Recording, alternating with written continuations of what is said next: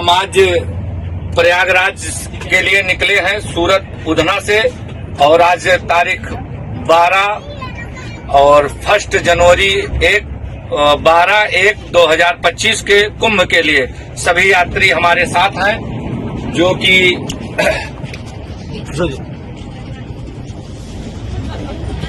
जलगांव से गाड़ी छूटी कम से कम 3 किलोमीटर आगे कोई असामाजिक तत्वों द्वारा पत्थर फेंका गया। हम रेलवे मिनिस्टर से नम्र विनती करते हैं हमारे लोग की सुरक्षा प्रदान किया जाए और मुख्यमंत्री प्रधानमंत्री जी से निवेदन है कि आज पहली यात्रा गंगा ताप्ती ट्रेन में और पहला महाकुंभ जो मकर संक्रांति के दिन लगता है, हम लोग वहां के लिए आज हमारे गुजराती भाई सब, हम तो यूपी से बिलोंग करते हैं लेकिन ये सभी लोग के साथ हम भी जा रहे हैं, जो कि आज हम लोग पत्थर के शिकार हुए हैं। ये नाइट में हमारी सुरक्षा के लिए कृपया ध्यान दिया जाए। बस यही मैं प्रधानमंत्री जी से आह्वान करता हूँ। जय श्री राम।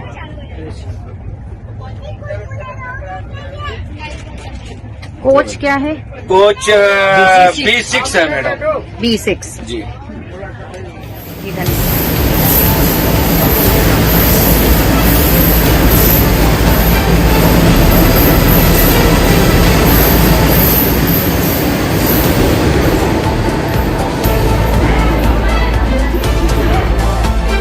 जाणाऱ्या ट्रेनवर या ठिकाणी दगडफेक केल्याची घटना समोर आली जळगावात।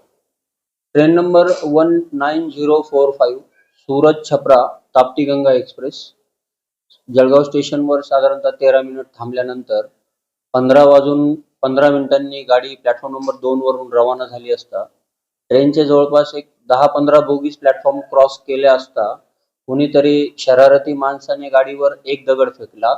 त्या कारणानं B6 कोचची 39 नंबरची बर्थची काच फुटली। आम्हाला समजल्यानंतर आम्ही तत्काळ मेसेज भुसावळ आरपीएफला दिला। भुसावळ आरपीएफने गाडी चेक केली, एक काच फुटलेला आढळला। यात्री बरोबर चौकशी केली असता कुठल्याही यात्रीला इंजुरी झाली नाही। मी तत्काळ घटनास्थळावर जाऊन बघितले असता घटनास्थळावरून जनरली पटरीवरून काही लोकांचे आवागमन चालत असते।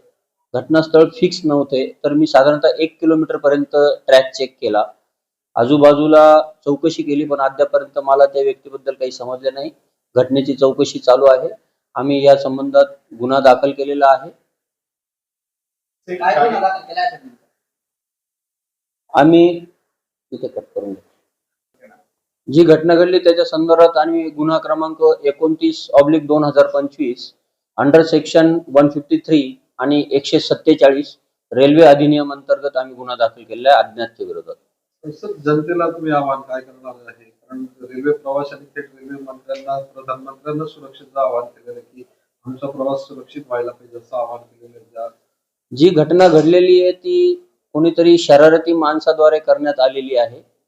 अशी दगडफेक म्हणून अशी काही घटना घडलेली नाहीये।